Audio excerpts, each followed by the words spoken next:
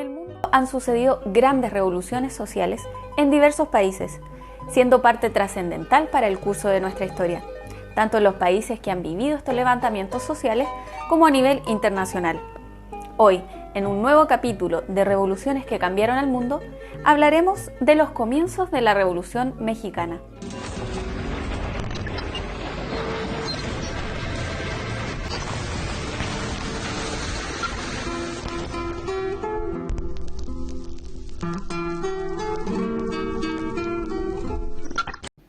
La Revolución Mexicana es un conflicto armado social y político que tuvo una significativa importancia en la historia de México. Esta revolución estalló en el año 1910 en un levantamiento popular en contra del dictador Porfirio Díaz, político militar mexicano, presidente de este país, quien en una entrevista en 1908 anunció su intención de no participar en una nueva reelección. Para ese entonces, Díaz llevaba más de 30 años de mandato. No tengo deseos de continuar en la presidencia, si ya esta nación está lista para una vida de libertad definitiva. No importa lo que al respecto digan mis amigos y partidarios. Me retiraré cuando termine el presente periodo y no volveré a gobernar otra vez. Para entonces, tendré ya 80 años. Esta entrevista fue uno de los detonantes que dieron principio a la Revolución Mexicana. Para entender lo que ocurrió en los siguientes meses y años, es necesario remontarse a 1876. En los comienzos del siglo XX, la política porfirística había logrado estabilidad política y desarrollo económico, pero un desarrollo que estaba muy lejos de llegar a las grandes masas de la población. Así fue como se consolidó una clase alta dispuesta a apoyar la estabilidad económica, una incipiente clase media y una enorme clase social empobrecida y explotada por los dueños del dinero, todo bajo el amparo del gobierno porfirista. Bajo el mandato de Porfirio Díaz, el país claramente obtuvo un desarrollo económico bastante amplio, al igual que una estabilidad política. Pero lamentablemente todo esto sucedió bajo la dictadura. Una dictadura que ayudó a crecer al sector más alto de la sociedad mexicana. Por ende, la clase alta fue ascendiendo, la clase media prácticamente se desvaneció. Era muy insípida y muy poca la clase media, por ende la gran masa del país se convirtió en la clase baja. Una clase social que lamentablemente vivía en condiciones deplorables y jornadas laborales demasiado extenuantes.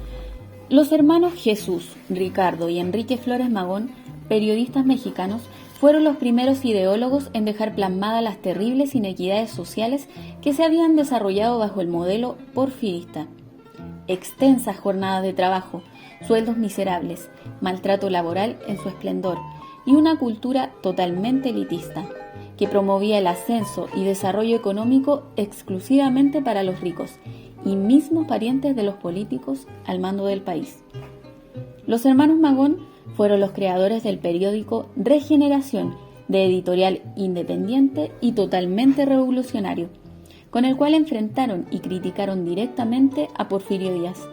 En 1902 arriendan la revista satírica El Hijo del Ahuizote, en donde mantuvieron sus fuertes y decididas críticas al gobierno de Díaz, por lo que fueron apresados y censurados en numerosas ocasiones hasta que fueron exiliados de su país, por lo cual tuvieron que hacer sus publicaciones desde Estados Unidos. Al poco tiempo fundaron el Partido Liberal Mexicano, el cual promovió grandes e icónicas huelgas y rebeliones por la desigualdad y la injusticia en que vivían millones de trabajadores del país. Se dedicaron a estudiar a grandes socialistas y anarquistas, lo que los llevó a plantear diversas reformas económicas y sociales. Estos personajes fueron fundamentales para que se comenzara a forjar la necesidad de cambio en la construcción política nacional que tuvo incidencia en la lucha armada de 1910.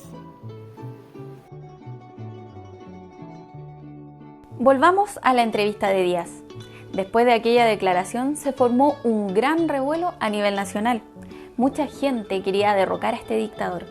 Y en este momento aparece un personaje clave, Ignacio Madero, quien un par de años atrás había fundado el Partido Democrático Dependiente, además de cantidades de clubes antirreeleccionistas en contra de Porfirio Díaz. Además, publicó un libro donde promovía la justicia social y se convierte en el nuevo candidato presidencial. ¿Qué es lo que pasó aquí? Porfirio Díaz, comprendiendo el cambio político que se tomaría en su país si estos personajes lograban tomar el poder, se retracta de su decisión de no seguir al mando y, tal cual dictador, ataca con las medidas que sean necesarias a quien se ponga en su camino. En 1910, debido a las muestras de simpatía que Madero fue ganando en todo el país, Porfirio Díaz decide detenerlo antes de las elecciones, procesarlo judicialmente y encarcelarlo. Tras unas elecciones fraudulentas y al ver cerradas las puertas para una salida democrática, Madero huye hacia Estados Unidos, dando un ultimátum a Porfirio Díaz. Plan de San Luis. Los pueblos, en su esfuerzo constante porque triunfen los ideales de la libertad y justicia, se ven precisados en determinados momentos históricos a realizar los mayores sacrificios. Nuestra querida patria ha llegado a uno de esos momentos. He designado el domingo 20 del entrante noviembre para que de las 6 de la tarde en adelante, en todas las poblaciones de la República, se levanten en armas bajo el siguiente plan. Primero, se declaran nulas las elecciones. Segundo, se desconoce al actual gobierno del general Díaz.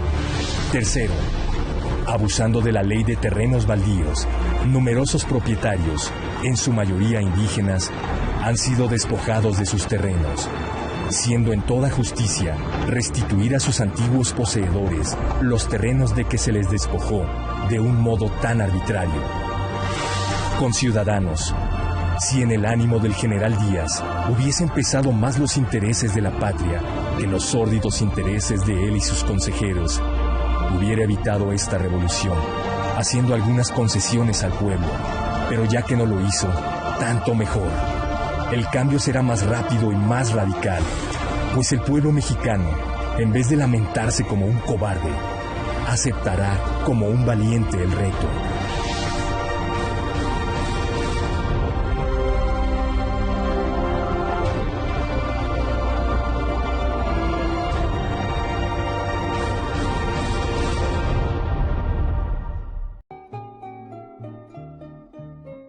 Personajes como los hermanos Flores Magón, Ignacio Madero y Porfirio Díaz son fundamentales para el comienzo de esta Revolución Mexicana.